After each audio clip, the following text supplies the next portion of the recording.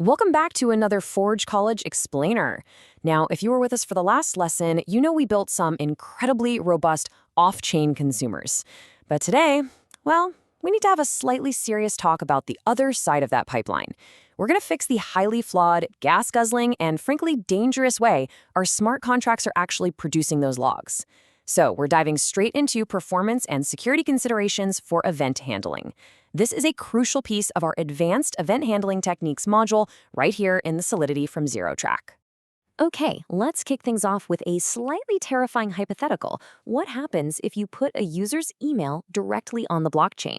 I mean, imagine accidentally carving a user's personal email into a permanent, unerasable stone tablet. Now, imagine placing that stone tablet right in the middle of Times Square, where the entire world can read it forever. And just to add insult to injury, imagine you're paying a massive transaction fee for the privilege of doing so. Honestly, that's exactly what happens when you emit unoptimized plain text data in your smart contract events. It is a total privacy nightmare and a massive drain on your wallet. To prevent these kinds of disasters, here is our game plan for today. 1. The public billboard problem. 2. Hashing, your privacy shield. 3. Smart indexing saves gas. 4. Batching events like a pro. 5. Updating the consumer. And finally, 6. The final blueprint checkpoint. Let's jump right into section 1, the public billboard problem. Our first major design flaw is treating the public blockchain like a private database. It's a trap so many developers fall into when they first start writing Solidity. Think about a standard, failing V1 blueprint that just emits a dynamic string for an email. Doing that exposes personally identifiable information, or PII, literally forever. Not only are you completely doxing your users, but dynamic strings are incredibly heavy, so they absolutely spike your gas costs. By contrast, a patched V2 blueprint swaps that out for a fixed-sized bytes32 hash. This simple change keeps the log incredibly compact and completely private. Moving on to section 2, hashing, your privacy shield. So how do we actually create that cryptographic mask to protect our users? Well, it's a simple 3-step process. Step 1, you take the user email completely off-chain. Step 2, you run a Kechik 256 hash on it locally. Step 3, you take that generated bytes32 identifier and send that to the smart contract. The real magic trick here is shifting all the privacy-sensitive work off-chain. Because you're computing the hash locally before it ever touches the network, your contract only ever sees a totally meaningless string of characters. And this brilliantly defeats what we call sensitive data exposure. By definition, this is the security risk of emitting raw, unencrypted private information on a public ledger. Hashing just completely eliminates this exposure. And the best part? It still allows you, the developer, to correlate off-chain identities. If you hold a mapping of emails to hashes in your own private, centralized database, you know exactly who triggered that event. But the rest of the world, they see nothing but a random 32-byte string. All right, section 3, smart indexing saves gas. So, our user privacy is secured. Now let's stop your contract from burning through funds for no reason. We need to talk about indexing. You probably remember from our previous chats that an indexed field or event topic is a searchable parameter stored in a Bloom filter. This is what allows for cheap and fast log filtering. Indexing is absolutely fantastic for letting your off-chain consumers search for specific logs quickly. But here's the catch. Indexing everything is an absolute gas trap. Emitting topics is actually incredibly expensive. So I want you to treat these as golden rules for your blueprints. First, only index primary identifiers and addresses, basically the things you'll actually search by. Second, never attempt to index large dynamic strings. Seriously, it's a massive waste of resources.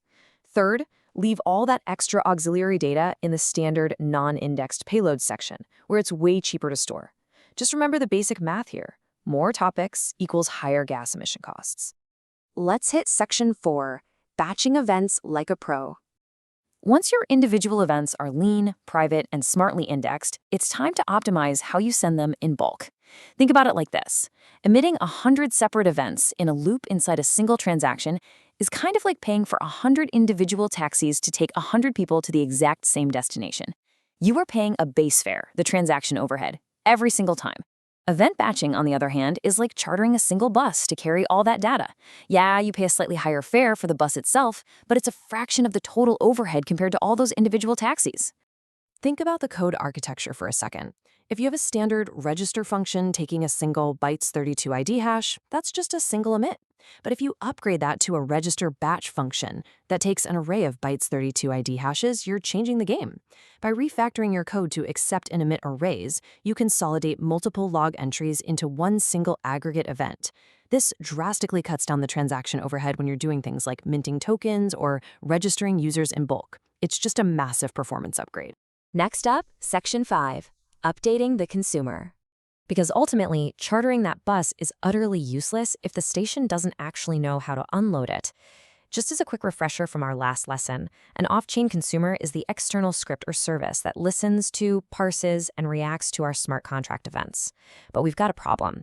If your emitter is suddenly sending batched arrays, your consumer from the previous lesson will violently crash. It's sitting there expecting a single item, and you just threw a whole bus at it. We need to make it array-aware. To patch the consumer, we're going to follow a few steps. First, we initialize our JSON RPC provider to our local node. Then, and this is crucial, we define our ABI to recognize both the single and the batched event signatures. We use iface.parseLog for robust schema decoding. This helps us avoid any brittle manual parsing. Finally, we add logic to literally iterate through those batched arrays. By looping through them, the consumer spits out the exact same structured record format, regardless of how the data arrived. Whether it took a taxi or a bus, the final output looks identical. Finally, Section 6, the final blueprint checkpoint. We've engineered these changes both on-chain and off-chain, so let's do a final design review to prove they actually work in practice. A quick snapshot of the gas costs proves our thesis beautifully. Swapping dynamic strings for fixed-size hashes drops the total bytes stored, which instantly lowers our baseline gas cost. And when we compare multiple single emits to our new batched emits, well, the math is undeniable. Batching significantly lowers the gas cost per item. We've secured the privacy, and we've totally optimized the performance. Furthermore, testing our node scripts confirms our consumer elegantly handles the batched arrays. Whether it's processing a single individual record or unpacking a massive batched record, it normalizes everything into identical outputs. It extracts the account, the hash, and the timestamp without missing a beat and without throwing a single error. Guys, our data pipeline is officially bulletproof. So let's recap the core rules for this upgraded toolkit. 1. Hash all plain text PII off-chain before it ever touches your smart contract. 2. Index smartly to save gas. Only index what you're actually going to search for. 3. Batch your events to lower log pressure and slash transaction overhead. And 4. Ensure your off-chain consumers are specifically designed to iterate and normalize those batched arrays. With these tools in your belt, your contracts are now secure, highly performant, and fully prepped for the capstone integration, where we'll be handling massive real-world event flows. I want to leave you with this final thought. If a single unoptimized event has the power to dox a user and slowly drain your wallet through exorbitant gas fees, what other hidden gas leaks might be hiding in your older contract blueprints? Keep that question in mind as you review your past code. I really hope this explainer has given you the tools you need to build better, safer Web3 infrastructure. This explainer was made by Forge College. To dive deeper into the subject, tackle the capstone, and explore a ton of other advanced Web3 topics, be sure to visit forge.college to learn more. Thanks so much for joining me, and happy coding.